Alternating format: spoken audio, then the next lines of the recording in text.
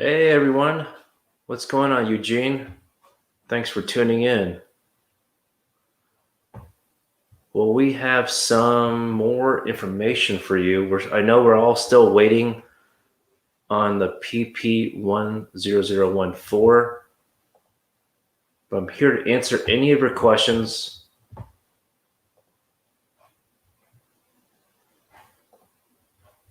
And give you an update here on what President Biden did yesterday and what he plans to do moving forward.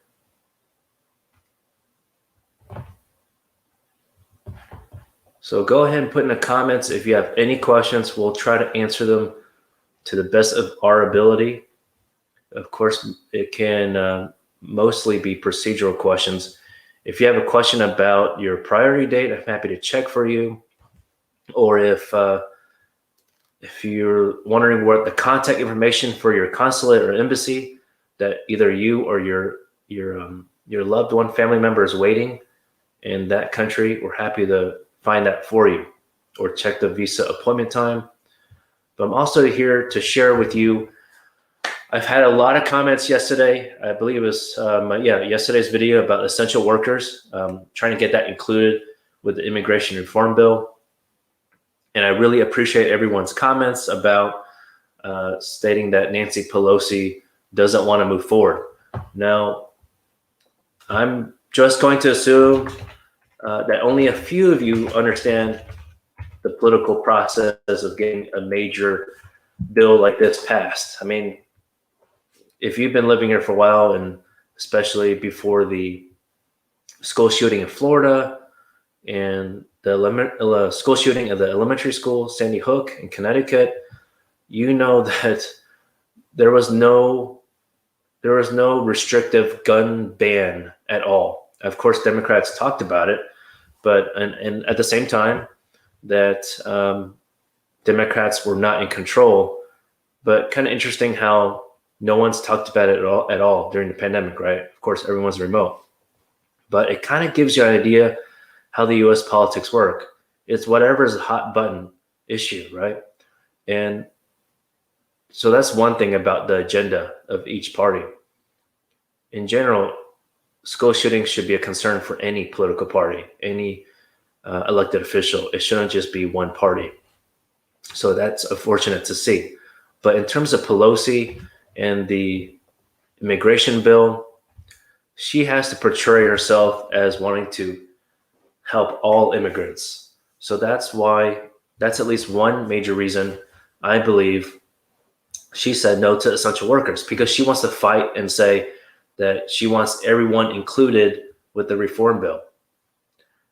It can't just be the only reason that she just wants to get this relief bill passed, the American Rescue Plan, because, you know, if you think about it, there's already been at least 4 or 5 coronavirus relief bill laws already passed in 2020, which is great. And not saying that that's enough. There definitely needs to be more support for the schools, education, childcare facilities, daycares.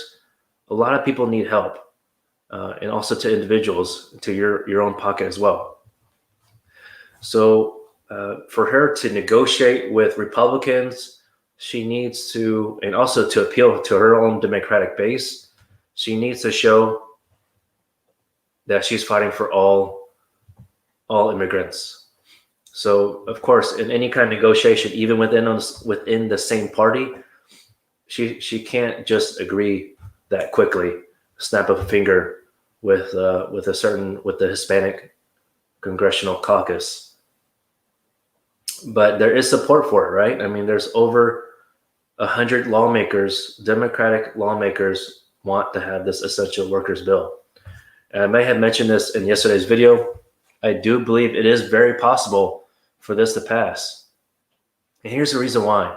The past 34, 36 years, I've been saying this over and over. No, it's been that long, 3 decades, almost 3.5 decades, that no immigration reform bill has passed in both chambers of Congress.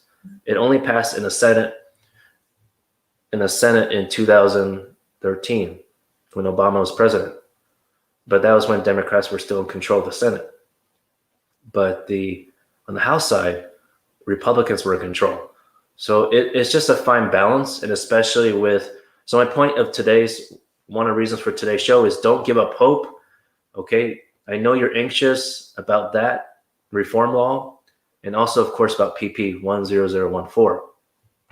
Now, to address that proclamation by President Trump, rest assured, like I mentioned, I mentioned this in a previous episode 1 or 2 weeks ago. I anticipated this, if he does this, to reverse what Trump did for the visa ban for families and employees, that this could happen definitely this month, if not soon, hopefully, because he already took care of the majority of the humanitarian, the asylum type of restrictions. They're not all completely removed, but he did create a task force. Now, if you know me, I don't like task force, but it does get the ball rolling a little bit. Okay, he can't necessarily snap his fingers like Trump thought he could do for everything immigration related, at least, and do it that way to get things done. There has to be some kind of review process to get rid of something, so that at least if he gets sued by Republicans, he can justify why it was removed. And so, not so long ago, the past couple years, President Trump tried to get rid of DACA, the Deferred Action for Childhood Arrivals. Most people call them Dreamers. Trump tried to get rid of DACA, and that was going through lawsuits left and right across the country. Some courts agreed with Trump, some judges disagreed, and ultimately, finally, last December, a couple months ago, it's back, meaning for first-time applicants that are now eligible. So, and the reason why Trump could not remove that is because he tried to do it so quickly. He didn't get it done correctly. If he followed the process, he probably could have got it removed altogether, but he didn't. So hopefully, I think that's what Biden's trying to do. Okay, so hopefully that addresses your concern. Hi, Jane. Nice to see you. Hey, Joel. Thanks for your message. I'm glad I hope you're doing well also. Yeah, we're trying to stay safe, trying to keep our distance, and wearing a mask all the time. I hope you are. Okay. We got a question from Abdel Monim. How can one identify? I should probably try to look at the camera. And by the way, let me know where y'all are watching from. If you're in the U.S., please identify a state. Let me know where you're watching from, and also if you're watching from a different country. I'm always interested where our viewers or fans are from. Okay, on to the question. How can I identify whether I'm an essential worker? I work as a logistics operations supervisor. Oh my goodness. Thank you so much for your work. If not for y'all, I mean, you work for UPS, okay? Y'all are doing so much work for us. A lot of people, of course, ordering from Amazon and other type of e-commerce companies that rely on UPS. So thank you.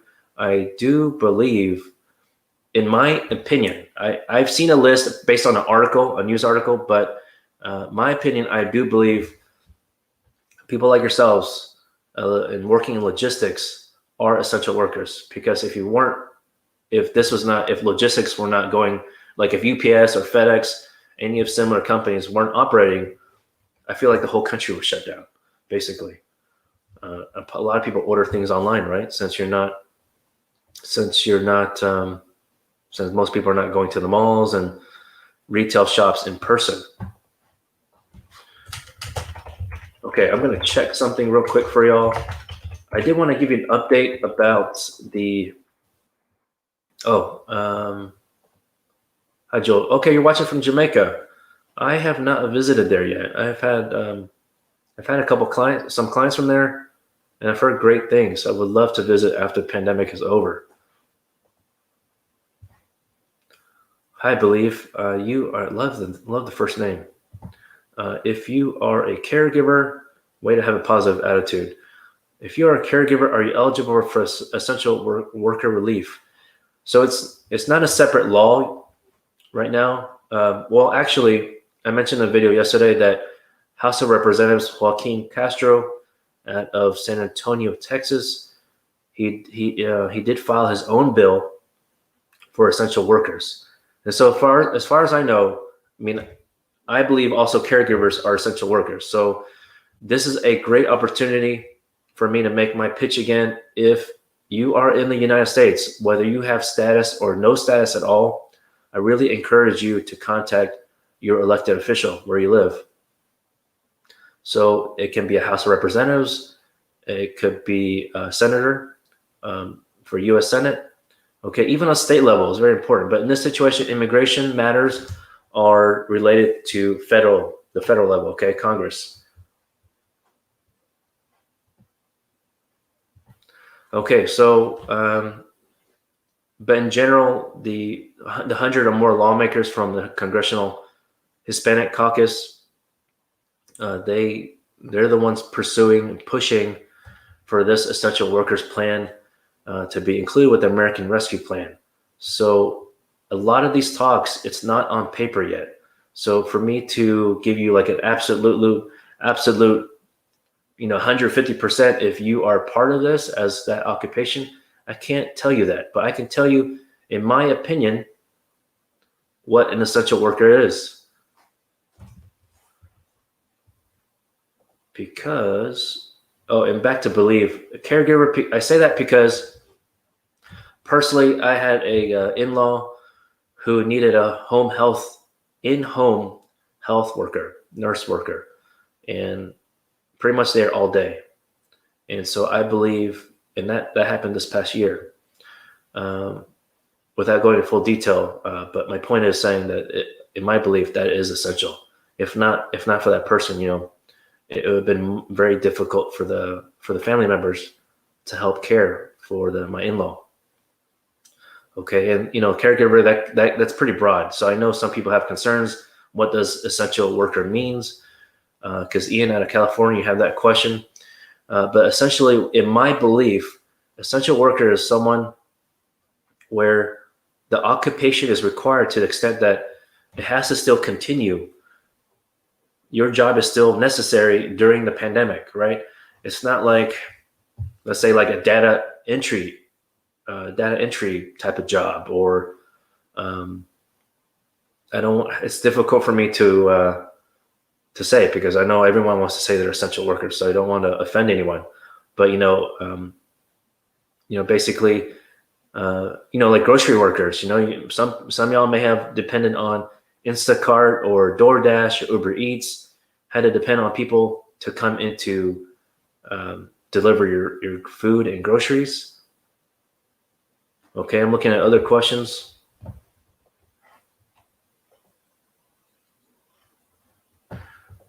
All right.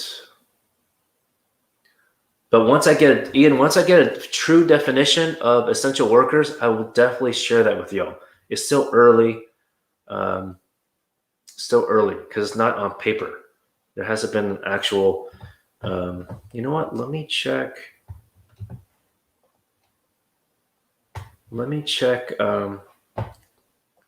By the way, if you ever want to know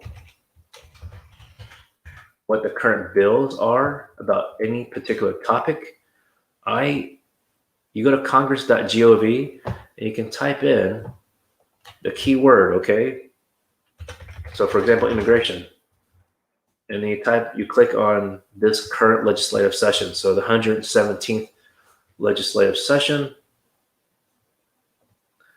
Okay, so I'm searching for it. Let me see if Castro's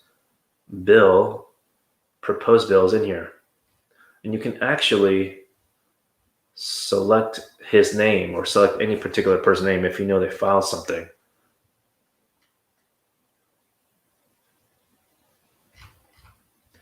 And I apologize, by the way, the other day, I got cut off. The internet was kind of bad towards the end. So I'm going to answer that question about the deportation stoppage in a bit, but I know some of y'all have questions. Okay, let me type in Castro's name, because maybe that can resolve our concern about what essential workers could qualify.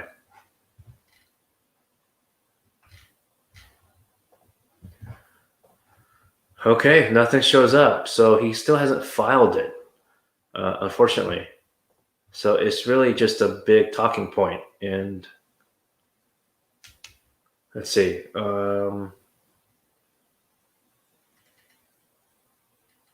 The other thing about Pelosi is that it's again a timing thing, because I believe today is when they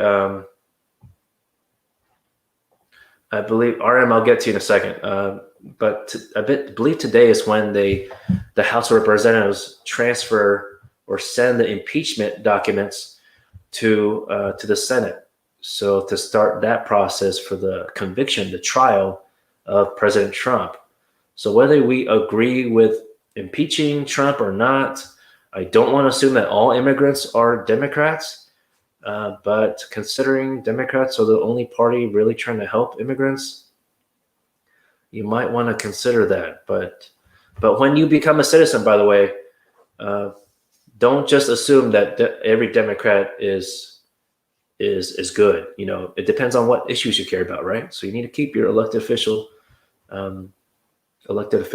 accountable. Doesn't matter what color they are, red or blue or purple. Okay, RM, back to you, sir or ma'am.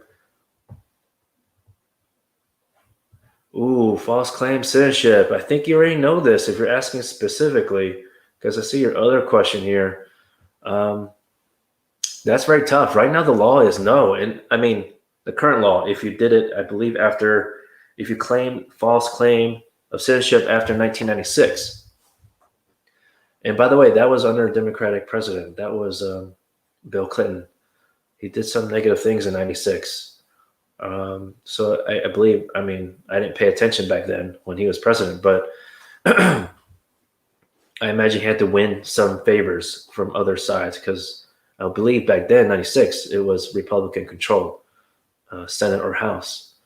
But yeah, if it was before 96, there is a limited exception. So I won't be able to answer specifics on that right now. You'll need to set up a consultation with me or someone else so that you can get the true answer. Okay. But yeah, by the way, okay, good point, RM. So now that you mentioned that about false claim citizenship, the government, meaning the Department of Homeland Security attorneys, if you have a situation where you're in removal proceedings and they have this claim, this allegation against you on the notice to appear document. Okay, notice appear, if you don't know what this is basically saying you have to go to immigration court, where they start, the legal term we use is removal proceeding. It used to be called deportation proceeding, but essentially the government's trying to deport you, so or your family member. So just a tip here, just because you get that in the mail, yeah, does not mean that they're trying to actually remove you the first day. You know, knock on wood, okay? Number one, try to hire a lawyer. It's a very complex situation.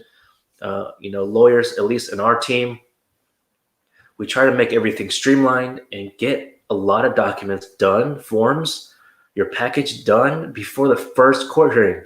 We really want to save you time, okay? I'll go into that more detail. I'm going on a tangent. But back to RM, the false claim citizenship. I've heard of from one of my own clients, but when he hired a different lawyer before me, he accidentally said or agreed with the Department of Homeland Security attorney that he check mark on the I-9 when you file when you start a job. Human Resources will give you this form that you fill out, and he check mark U.S. citizenship or U.S. citizen. Do not do that if you're not a U.S. citizen. Okay. I know And it may be because you don't have a social security number. Just at all costs, do not do that.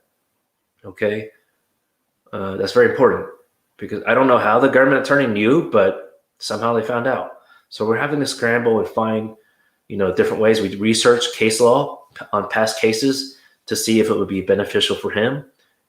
If they are beneficial for him, because we want to be transparent with all clients as early as possible, based on the research, if we can help you or not. Another example of false claim of citizenship is when, and this is actually the talk of Trump, right?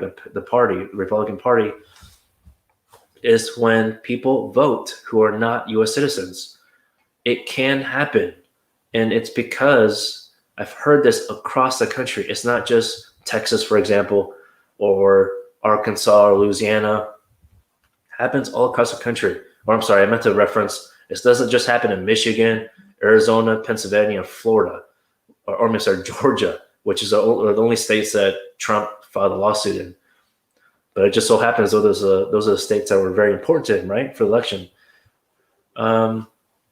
So I've had some people come to my office, and unfortunately I wasn't able to help them 100%, because it's an uphill battle if someone has voted. But there is a way where we can investigate the situation, obtain all the old documents. But let me tell you a story of exactly why someone thought they could vote, even though they weren't a U.S. citizen. And it normally happens in this situation, because I've had many stories like this. So you go, let's say you have current status, or at least back then, depending on the state. I know New York is friendly to get a driver license even if you don't have status. But you go to the DPS or DMV, different states call it differently, Department of Public Safety or Department of Motor Vehicle, and the clerk, who's other side of the table, the counter, says, "Sir, ma'am, would you like to register to vote?"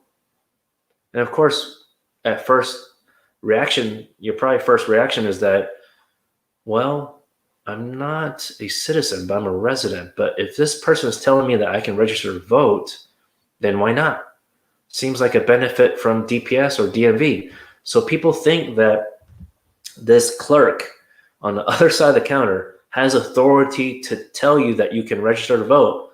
And of course, if you register to vote, that means you can vote, right? Inherently. So people get this misperception that they can register to vote even though they are not a U.S. citizen. So that's another common situation. There are ways to get out of this for immigration court, by the way, RM.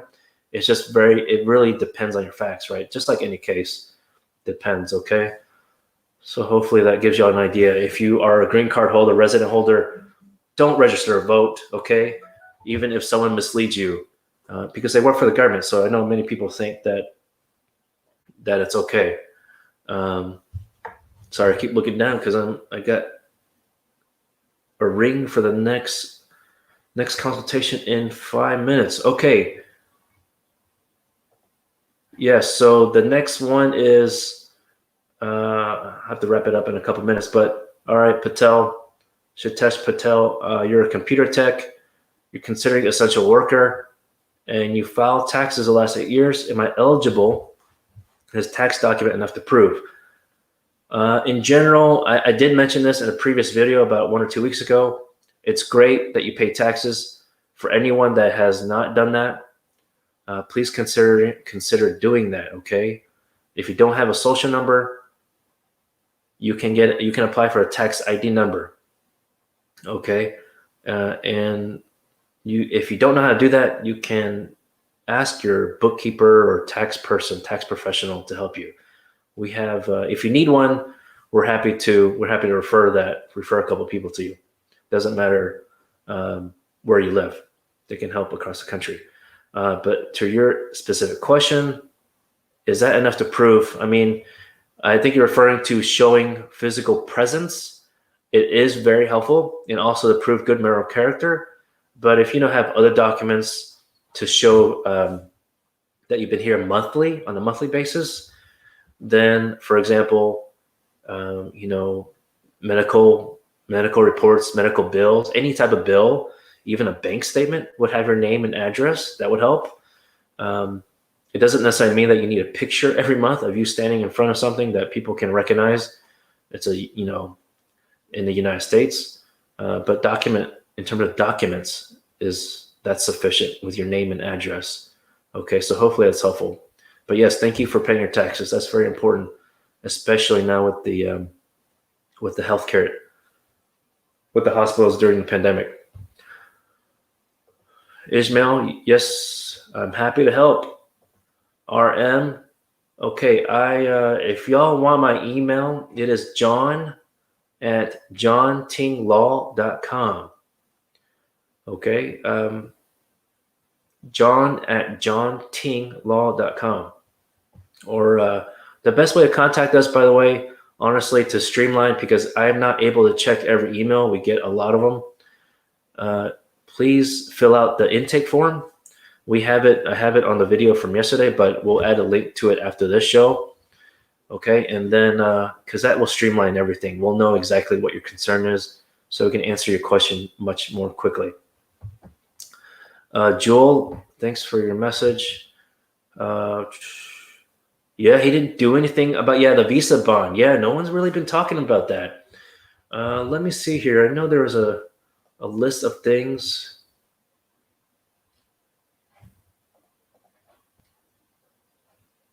Okay, about Trump's administration. Some things that did not go through because President Biden, on his first half day, was able to freeze. They call it like a midnight executive action to stop any rule that was still processing. Okay, so let me check it out here.